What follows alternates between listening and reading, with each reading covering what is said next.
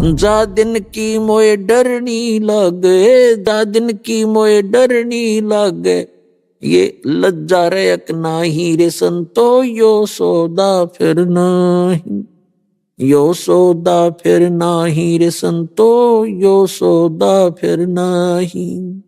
कुल परिवार तेरा सकल कबीला, कुल परिवार तेरा सकल कबीला, मसलत एक ठहराई रे संतो, यो सौदा फिर नाही, यो सौदा फिर नाही रे संतो, यो सौदा फिर नाही। बांध पिंजड़ी आगे धर लिया, बांध पिंजड़ी आगे धर लिया, फिर मरघट को ले जाई रे संतो, यो सौदा फिर नाही, यो सौदा फिर नाही रे संतो, यो सौदा फिर नाही। अग्नि लगा दिया जद लंबा, अग्नि लगा दिया जद लंबा, फूक दिया उस ठाही रे संतो, यो सौदा फिर नाही, यो सौदा फिर नाही रे संतो, यो सौदा फिर नाही। पुराण बांध फिर पंडित आए, पुराण बांध फिर पंडित आए, पाछे गरुड़ पढ़ाई रे संतो, यो सौदा फिर नाही, यो सौदा फिर नाही रे संतो, यो सौदा फिर नाही। नरसेती तू पशुआ कीजे, नरसेती तू पशुआ कीजे, गद्दा बैल बनाई रे संतो, यो सौदा फिर नाही, यो सौदा फिर नाही रे संतो, यो सौदा फिर नाही। ये 56 भोग कहाँ मन बोरे, 56 भोग कहाँ मन बोरे, कहीं कुरडी चरने जाई रे संतो, यो सौदा फिर नाही, यो सौदा फिर नाही रे संतो, यो सौदा फिर नाही। प्रेतशिला पे जा बिराजे, प्रेतशिला पे जा बिराजे, पितरों पिंड भराई रे संतो, यो सौदा फिर नाही, यो सौदा फिर नाही रे संतो, यो सौदा फिर नाही। बोहर श्राद्ध खान को आए, बोहर श्राद्ध खान को आए, काग बहे कलमाही रे संतो, यो सौदा फिर नाही, यो सौदा फिर नाही रे संतो, यो सौदा फिर नाही। जय सतगुरु की संगत करते, जय सतगुरु की संगत करते, ये सकल कर्म कट जाई रे संतो, यो सौदा फिर नाही, ये सौदा फिर नाही रे संतो, यो सौदा फिर नाही।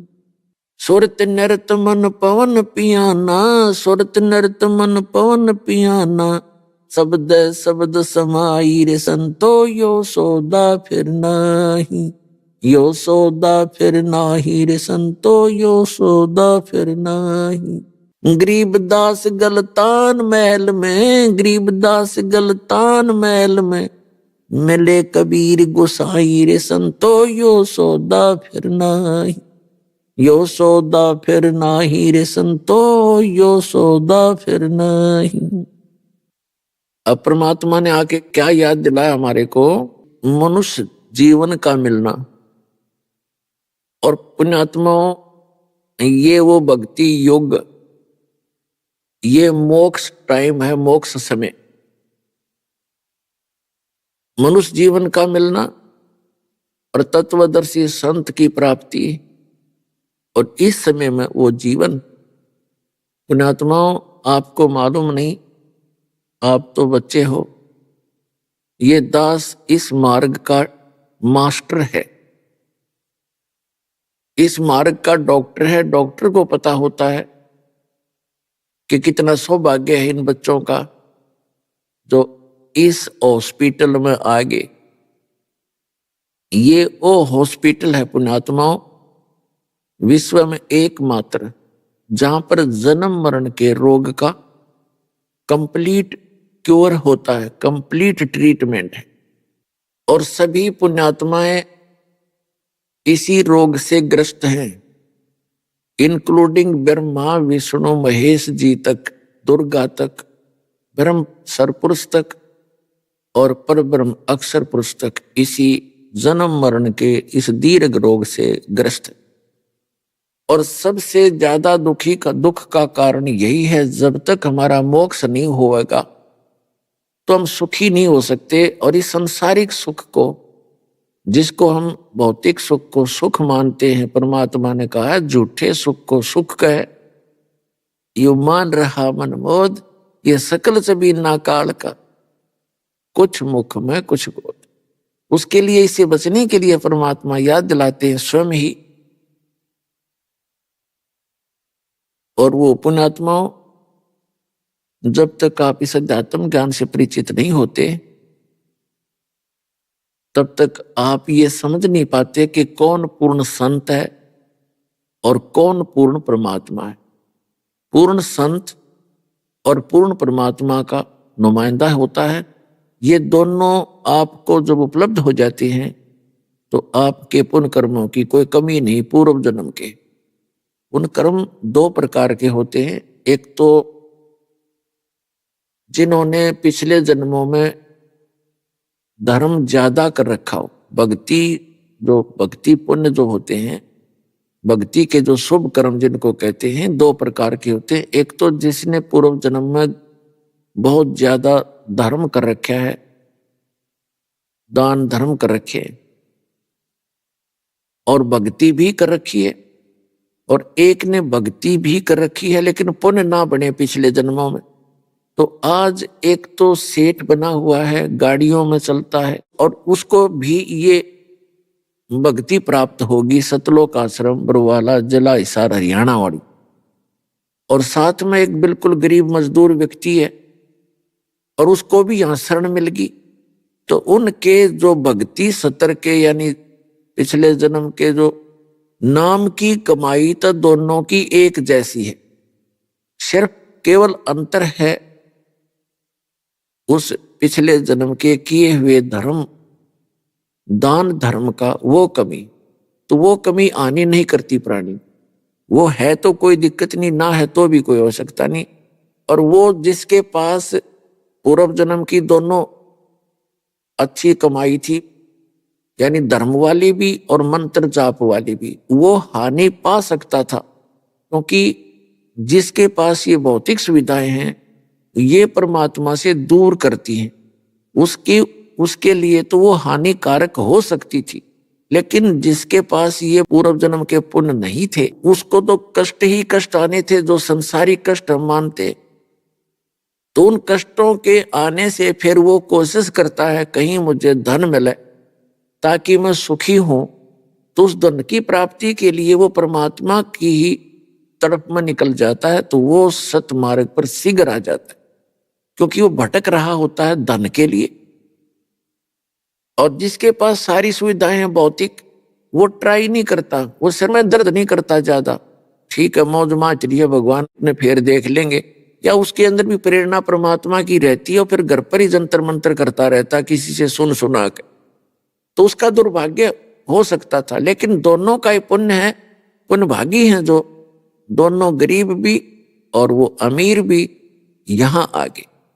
और दुर्भाग्य उनका जो गरीब भी हैं और अमीर भी हैं और यहां नहीं आ रहे, तो दुर्भाग्य उनका। तो आपका जो सौभाग्य है, आपके पुण्य क्रम है, वो कलम तोड़ हैं। धन्य आपके माता पिता जिनसे जन्म हुआ, आपको ऐसे समय में मनुष्य जीवन मिल गया और ये सच्चा मार्ग मिल गया। एक सांस की कीमत कितनी बताते हैं। तो इस प्रकार आपका सौभाग्य पुण्यात्माओं कि आप परमात्मा के चरणों में आ गए। तो यहाँ क्या याद दिलाया जाता है कि ये सौदा फिरना ही संतो, यो सौदा फिरना ही। सौदा मीन जैसे कोई व्यक्ति 5-10 लाख रुपए लेकर के और दूसरे शहर में जाता है, वहां किराए पर धर्मशाला में या होटल में कहीं रेस्टोरेंट में कोई कमरा बुक करा के रहता है, फिर वहां अपना बिजनेस करता है। जो पैसा वो लेकर गया है उससे कोई माल खरीदता और बेचता है, तो वो सही काम कर रहा है। और दूसरा उसका साथी इतने पैसे लेकर गया है और वहीं रेस्टोरेंट में उसने कमरा ले रखा है, तो वो बिजनेस नहीं कर रहा है, गोटी लगाता है उसी पैसे से, फिल्म देखता है उसी पैसे को खर्च कर रहा है, वहां बढ़िया होटल में खाना खा रहा है उसी पैसे से, तो वो तो एक दिन निर्धन हो जाएगा जो जिस उद्देश्य के लिए गया था उसको कर नहीं रहा, और दूसरा सफल होगा। तो इसी प्रकार जब वो सौदा नहीं कर रहा है, वो अपना बिजनेस नहीं कर रहा है, तो एक दिन उन्हें निर्धन होना है। उसके पास कमरे का किराया देने का पैसा भी नहीं रहेगा, तो उसको वहां से निकाल दिया जाएगा धक्के मार के। और दूसरा उसके दुगने तिगने कर लिए, तो उसने अपना सौदा सही किया, वो साहूकार हो गया। इसी प्रकार ये मनुष्य जीवन सांस रूपी पूंजी मानो कि आपको प्राप्त है। इस श्वास रूपी पूंजी को जो बकवादों में बर्बाद करते हैं, कोई सांग देखता है, कोई सिनेमा देखता है, कोई शराब पीता है, कोई राजनीति के गप्पे मारता है, या कोई निंदा चुगली करता रहता है, या पेट भरने के लिए छत्ती सटपट करके अपना जीवन व्यापन कर रहा है, तो वो अपना उस मूल धन का नाश कर रहा है, वो अपना मूल गंवा रहा है, नष्ट कर रहा है, मूल पूंजी को, मूल धन का नाश कर रहा है। और जो दुगने तिगने कर लिए, जिसने व्यापार बिजनेस करके वो सेठ बन गया, उसने सदुपयोग किया। तो यहां उसी के बारे में बताते हैं कि यो सौदा फिरना ही संतो, ये सौदा फिरना ही, ये लोहे जैसा ताव जात है काया देश राही, और दुगने तुगने करे चौगने किन्हों मूल गवाही। तीन लोक और भवन चतुर्दश सब जग सौदे आही, हर दुगने तुगने किए चौगने किन्हों मूल गवाही। क्या बताते हैं कि ये लोहे जैसा ताव जात है काया देश राही। जैसे आपने देखा हो कारीगर यानी लोहार लोहे को गर्म करता है, उसका कोई औजार बनाने के लिए, उसका उपकरण बनाने के लिए, या कोई अन्य वस्तु बनाने के लिए, और उसको गर्म करके फिर तुरंत बाहर निकालता है किसी चिमटी से पकड़ के, और तुरंत रख के ऐरण पे और फटाफट चोट लगाता है। गर्मा गर्म पर चोट लगा दी तो वह वस्तु बन जाती है जिसके लिए वो गर्म किया गया था, लोहा। और यदि ठंडा होने के बाद उसके ऊपर चाहे कितनी चोट मार लो, चाहे पूरे गणना झाड़ लो, वह वस्तु नहीं बन सकती जिसके लिए वो गर्म किया गया था। वो तो गर्म रहते रहते चोट लगावे तो वस्तु बन जाएगी जो प्रयत्न वो कर रहा है, जिसकी इच्छा से उसने गर्म किया था। इसी प्रकार ये मनुष्य जीवन आपको प्राप्त हुआ है। जब तक आपको मानव शरीर प्राप्त है तो आपका समझ लो लोहा गर्म है, और इस गर्म लोहे पर मनुष्य जीवन के अंदर राम नाम की चोट लग गई तो आप अपना जीवन सफल कर सकते हो, जिस उद्देश्य से ये मनुष्य शरीर आपको प्राप्त हुआ। आपकी मृत्यु के बाद फिर ये लोहा ठंडा हो जाएगा। ठंडा लोहा होने के बाद फिर कोई गधे का मुंह लगेगा, किसी का कुत्ते का लगेगा, किसी का सुअर का लगेगा, तो फिर ये वो वस्तु नहीं बनी जिसके लिए ये लोहा गर्म किया गया था। परमात्मा ने दया बख्शी थी आपके ऊपर, ये मनुष्य शरीर दिया था। तो यहाँ कहते हैं ये लोहे जैसा ताव जात है काया देश राही, और दुगने तिगने किए चौगने किन्हों मूल गवाई। अब आपको तो मिल गया चार्जर, आप कर रहे हो दुगने तिगने चौगने, और वो अपना मूल धन नाश कर रहे हैं, जीवन नाश कर रहे हैं। जो राजनीति में सारा दिन पैर बढ़ाते फिरते हैं, मगज खपाते हैं, कोई गोटी लगाता है, कोई अन्य बकवादों में लगा रहता है, केवल एक दो रोटी के लिए, एक पेट के लिए। जब तक हम भगवान की शरण में नहीं आते हैं तब तक हमने ये अपना जो निर्वाह करना ही एक पाठ दिखाई देता है। पुण्यात्माओं, जैसे हम बिजली का कनेक्शन लेते हैं, बिजली का कनेक्शन लेते हैं तो फिर हमारे कार्य जो हम मैनुअली करते थे, मैनुअली हाथ से करते थे, फिर हम पावर से करते हैं तो कितना अंतर हो जाता है। जैसे हाथ से चक्की पीसते हैं, अभी छोटी मोटी रखा हुआ किसी ने, तो 1 घंटे में मुश्किल से 2 किलो आटा पीस सकते होंगे, 3 पीस देंगे मुश्किल से। और जब पावर अपना काम करेगी, यानी बिजली की चक्की लगा ली, और फिर देखो 1 घंटे में मनमाने 1 क्विंटल ने काट दे, और हाथ लाना नहीं, बैठे बैठे देखना होता है। तो इसी प्रकार परमात्मा की शरण हम इसलिए खोजते हैं, परमात्मा की उस पावर का कनेक्शन इसलिए लेते हैं। हमारे जो दैनिक कार्य हैं, जैसे बिजली ने सुविधा दे दी, ऐसे परमात्मा की पावर से अपने आप होने लगेंगे। हम तो देखेंगे उनको फिर। तो जब तक हमें पूर्ण परमात्मा नहीं मिलते, जब तक हमें वो पूर्ण पावर नहीं मिलती और उस पावर का कनेक्शन देने का अधिकारी नहीं मिल रहेगा, तब तक हम इस संसारिक कष्टों से जूझते रहते हैं। कोशिश भी करते हैं अपने सतर की, लेकिन हम फिर भी दुखी ही रहते हैं। क्योंकि जो काम पावर करती है वो हम अपने हाथ से मनुष्य सतर से नहीं कर पाते। इसलिए उस परमात्मा की शक्ति के कनेक्शन की आवश्यकता पड़ती है। और कनेक्शन मिलता है संत से, क्योंकि वो संत दोनों काम करे। एक लाइनमैन का भी, अरे वो खुद भी चलता फिरता पावर हाउस होता उस परमपिता परमात्मा का। अब जैसे हमारा मूल जो पावर हाउस है वो भाखड़ा डैम है या कोई और थर्मल प्लांट है, उससे आगे फिर छोटे पावर हाउस होते हैं। उन छोटे पावर हाउसों से गांव में, नगर में, शहर में आपको वो बिजली मिलती है, कनेक्शन मिलता है पावर का। जो आपके गांव के निकट जो पावर हाउस है उसका कनेक्शन मेन पावर हाउस से होता है, तभी उसमें वो पावर आती है। तो इसी प्रकार वो संत उस परम पिता परमात्मा का कनेक्टेड पावर हाउस होता है, और उससे कनेक्शन लेने के बाद फिर आपके घरों में आसानी से वो पावर आवेगी। और फिर आपने उसको सुचारू रखना, उस कनेक्शन को कटने नहीं देना है। फिर आप ठाठ करिए, उस लाभ उठाओ उसका। तो ऐसा जो कनेक्टेड कनेक्शन जो पावर हाउस है, ये दास है इस विश्व में। ये आपके जचियो से ना जचियो, वास्तव में एक दिन सिद्ध भी होगी कि आज के दिन उस परम पिता परमात्मा ने इस दास को भेज रखा है। ये सब प्रमाण भी हो गए और सब सदग्रंथों से भी बात सत्य होगी कि इस दास के अतिरिक्त वो सत भक्ति नहीं है। तो आप जी अब अपने इस जीवन से इस मूल धन के दोगुने तिगुने चौगुने बना रहे हो, और जो सत भक्ति नहीं कर रहे, यानी भक्ति भी कर रहे हैं बेचारे नकली संतों के फंसे पड़े हैं, तो वो अपना पूंजी नाश कर रहे हैं, मनुष्य जीवन को वो बर्बाद कर रहे हैं। उनका दुर्भाग्य है, वो ये सोच रहे हैं हम भक्ति भी कर रहे हैं और फिर भी धोखे में। तो पुण्यात्मा, आपके पुण्यों का कोई पैमाना नहीं, जिस दिन दास आपको नाप के दिखा दे आप इतने पुण्यकर्मी प्राणी हो।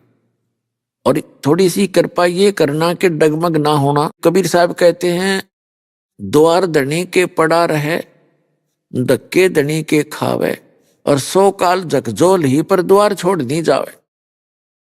सबसे बड़ा फार्मूला है इस सन्माने के बाद, क्योंकि कुछ एक ऐसे कष्ट होते हैं कि आपने नाम लेना हुआ और उधर से आपको कोई ऐसा झटका लग गया तो आप उससे विचलित हो जाते हैं। आप ये भूल जाते हैं कि यदि परमात्मा की शरण में आने के बाद भी ये इतनी हानि होगी, यदि शरण में ना होते तो ना जाने के बिजली गिराओ। अब जैसे एक बहन है, अभी आती है वो सत्संग में, उसका नाम है श्यामा दीक्षित।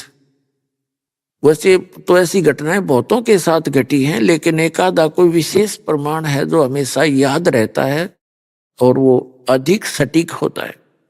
उसको पहले कहते भी रहे थे, हमारी एक बहन नाम ले रखा था, हमारी शिष्या उसके निकट रहती थी, बहुत समझाने की चेष्टा करती थी, आप दीक्षा ले लो, हमारे गुरुजी के पास आ जाओ। मैं बहुत दुखी थी, मैं जो कितना सुखी होगी। तो वो कहती थी कि मैं भी सुखी हूँ, कोई दिक्कत नहीं, सारी मौज है हमारे पास, कोई दिक्कत नहीं। और मैं तो दुर्गा माता शेरा वाली की पुजारन हूँ, बचपन से लगी थी पूजा करने, मैं उसको छोड़ नहीं सकती। आपके गुरु की शरण में जाने से अन्य देवताओं की पूजा बंद करनी पड़ती है। बहुत बार समझाया, नहीं मानी। 2-3 वर्ष निकल गए, तो 1-2 वर्ष के अंदर उनका सर्वनाश हो गया। 2 दुकानें थी, वो भी गिरवी बैंक के, मकान भी गिरवी बैंक के, और उसके पति की किसी झूठे केस के अंदर वो पुनिशमेंट होगी, उसको जेल होगी। और फिर वो बहन फिर कुदरती जाना हो गया उसके पास। फिर उसने कहा कि अब तो मान जा तू, अब तेरी क्या दुर्गति होगी साधना करते करते। उसको लगभग 30 लाख की हानि होगी। आज से 10-12 वर्ष पहले की बात है। वो फिर भी ना मानी। देख कर्म कितने बिगड़ गए इंसान के। तो परमात्मा ने दया करी, उसकी दशा देखकर एक दिन कहती है सपने में वह दुर्गा दिखी, वह दुर्गा दिखाई दी उसको। उससे पहले उसने घटना बताई थी कि मैं एक दिन शाम के समय, जींद में रहते थे वो अर्बन स्टेट में, कहती शाम के समय गर्मियों का मौसम था, मैं घूमने के लिए बाहर निकली। एक किसी के मकान में, किसी की कोठी में माता का कोई जागरण हो रहा था। तो मैं बड़ी खुशी हुई क्योंकि मेरा तो इष्ट ही दुर्गा की थी। जाके बैठ गई पीछे ने, बहुत सी बहनें भगत भाई बैठे थे। तो एक माई में, एक बहन के अंदर वह माता बोल रही थी, कुछ कुछ कह रही थी। मैं जब जाकर बैठी तो मुझे आवाज लगाई कि श्यामा कौन है, श्यामा खड़ी हो जा। मैंने सोचा मैं तो प्रथम बार यहां आई हूं, मुझे कोई नहीं जानता, कोई और श्यामा होगी। तो काफी देर जब कहा कि भाई खड़े हो, माता पुकार रही है, श्यामा कौन है, खड़ी हो जा, तब मैं खड़ी होगी। मुझे आगे बुलाया, कहा कि तू मेरी परम भक्त है। वह माता बोली इस बहन में, और तू मेरी 14 महीने ये जोत लगा, अखंड जोत लगा, तेरा बेड़ा पार हो जाएगा। तो वो कह रही थी उस 14 महीने मैंने उस माई की जोत, उसके कहने से, माता के कहने से जोत लगानी शुरू करी। अब बताती है वो बाद में जब उसकी 92 होली, न्यू बोली वो माता तो न्यू कह थी 14 महीना में तेरा बेड़ा पार हो जाएगा। उन 14 महीनों में मेरा बेड़ा गर्क हो गया, सारा नाश हो गया, सर्वनाश जो है करे किसी का। तो फिर एक दिन वो हमारी जो शिष्या थी बहन, वो फिर गई उसके पास, कहने लगी अब तो मान जा तू। फिर भी ना मानी, ने बोली नहीं, माता नहीं छोड़ सकती चाहे कुछ हो जा।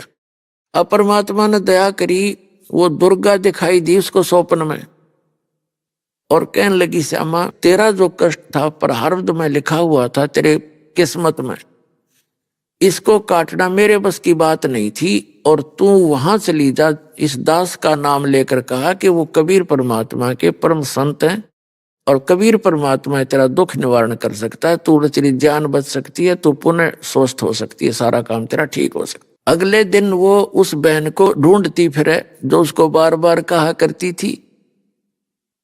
स्वयं गई उसके घर पे और कहा बहन आज मैं आपके गुरु जी से उपदेश लूंगी, कबीर साहब की शरण ग्रहण करूंगी। तो वह बहन तो पहले चाह थी किसने आना तो है, बिरान माटी करवा का आ गया, चलो शुक्र है। बड़ी खुश हुई कि चल, पहले हमारे एक आश्रम था छोटा सा जींद में, वहां रहा करते थे। तो वहां मैं बाहर सत्संग करता था, गांव गांव में जा करके।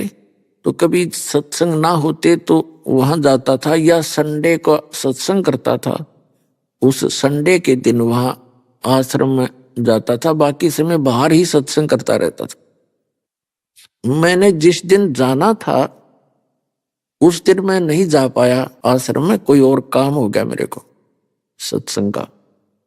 तो वो 3 दिन से इंतजार करती हुई मिली मुझे, और वो पहले भी आई थी मेरे पास। वो बहन के कहने से मैंने उसको बहुत समझाया था, बहन तू नाम ले लो आप, और यहाँ आपको सर्व सुख होगा, संसारिक सुख भी होंगे, मोक्ष भी होगा। तो वो आना कानी करके चली गई थी। बोली जी मैं देवी को नहीं छोड़ सकती, आपकी सारी बात सही है। तो फिर वो जब मैं पहुंचा उस दिन, वो इंतजार करती पाई, बताया कि ऐसे ऐसे ये बहन दीक्षा लेने आई। तो मैंने उससे पूछा माँ बहन अब क्या बात होगी, अब कैसे समझ में आ गई तेरे ये बात, कैसे रजा हुई भगवान की। तब जो बहन उसको लाई थी हमारी शिष्या, वो बताने लगी जी इसका सर्वनाश हो लिया। और इसको जब माता ने कह दिया ना इसको कि मेरे बस का तेरा यो प्रारब्ध के कर्म टालना नहीं था, और वहां जा, वहां तेरे को सुख मिलेगा, तब आई है, या कर्म ठोकना तो कति भी ना हो। तो पुण्यात्माओं मैंने उसको पहले ये सारी शर्त बताते हैं, ये नहीं करना, ये नहीं करना, ऐसे नहीं करना, जो नियम हमारे हैं, उसको बताया कि बहन जिस दिन आप पहले आए थे और इन्हीं नियमों को देखकर बिदक गए थे कि मैं ना लूना, ये तो घने करड़े नियम है, वो नियम आज भी हैं। तो ये वो बोली जी आज मुझे सारे स्वीकार है, जो कहोगे वही मानोगे। तो पुण्यात्माओं उस दिन के बाद उन्होंने दीक्षा ली। परमात्मा ने ऐसी दया करी उनके ऊपर, धीरे धीरे धीरे धीरे वो सारा काम ठीक हो गया, पहले से बढ़िया रोजगार चल पड़ा। अब पुण्यात्माओं अब उस बहन को फिर ज्ञान हुआ, पूरे परिवार ने दीक्षा ले ली। अब मैंने उससे कहा, बहन आपका सौभाग्य है कि आप जी ने पहले नाम ना लिया। यदि आप पहले नाम ले लेते और फिर ये 30 लाख के नुकसान के स्थान पर आपको 30,000 का भी नुकसान हानि हो जाती, आप इस नाम को त्याग देती कि मैं जब से माता की और अन्य पूजाएं करती थी भगवानों की, मुझे कोई हानि नहीं हुई थी, आज 30,000 की हानि होगी एकदम। आप इस नाम को त्याग देती, और जबकि परमात्मा आपके 30 लाख के नुकसान को 30,000 के नुकसान में टालता। संत शरण में आने से आई टले बला, जब मस्तक में सूली होवा काटे में टल जा। तो उस समय आप ये सोचती कि ले बता अच्छा नाम लिया, आते 30,000 की हानि होगी, और अब आप 30 लाख के नुकसान को सब्र करके बैठ गई, और अब आपको वो 30 लाख भी मिल लेंगे और मोक्ष भी होगा। तो पुण्यात्माओं ये आपने इन उदाहरणों से दृढ़ होना पड़ेगा। दीक्षा ले ली और कुछ दिन के बाद कोई ऐसी हानि होगी तो ये समझ लेना कि बिजली घनी गिरनी थी, जो परमात्मा की शरण में आकर भी आपको ऊपर इतना दुख आ गया, और ज्यादा होना था। जैसे कई भक्त कहते हैं हमने दीक्षा भी ले रखी है, नाम जाप भी करते हैं, और हम जैसा भी धर्म कर्म बताया गया है वो भी हम कर रहे हैं, पाठ भी करवाते हैं, जोत भी चढ़ाते हैं, और उसके बाद भी कोई हानि हो रही है तो विचलित नहीं होना चाहिए। पुण्यात्माओं सर्दी का मौसम हो, दिसंबर और जनवरी हरियाणा, पंजाब, राजस्थान, मध्य प्रदेश, यूपी, तो इनमें सर्दी विशेष पड़ा करे सर्दी के मौसम में। और आप जी ने कोई स्वेटर जर्सी पहन रखी है, उसके बाद भी आपको सर्दी लग रही है, तो बुद्धिमान व्यक्ति ये नहीं सोचेगा कि मैंने स्वेटर भी पहन ली, जर्सी भी पहन ली और फिर भी सर्दी लग रही है। तो क्या वो उस बुद्धिमान व्यक्ति उस स्वेटर और जर्सी को निकाल देगा? जैसे कई नाम छोड़ देते हैं कि मैंने नो भी करा दिया, पाठ भी करा दिया, नाम भी जपता हूं, और फिर भी छोटी मोटी हानि होती ही रहती है। तो नाम छोड़ने से तो और घनी होगी। जैसे आपने जर्सी उतार दी और स्वेटर भी फेंक दी, किससे मैंने सर्दी फिर भी लग रही है, मैंने इनको पहन भी रखा है, तो वो बुद्धिमता नहीं, अकल नहीं फिर उस आदमी में। उसका तरीका है कि जैसी भी आपने जर्सी स्वेटर पहन रखी है, उन्होंने आपका उतना प्रोटेक्शन कर ही रखा है, उतना बचाव है, नहीं तो नमूनिया हो लेता अब तो पहले। उसका इलाज ये नहीं है कि जर्सी और स्वेटर निकाल के फेंक दे, उसका तरीका ये है कि कंबल और ओढ़े या कोट पहन ले, और घनी सर्दी हो तो आग बाल के सेके, ताप प्राप्त करे या रजाई ओढ़े।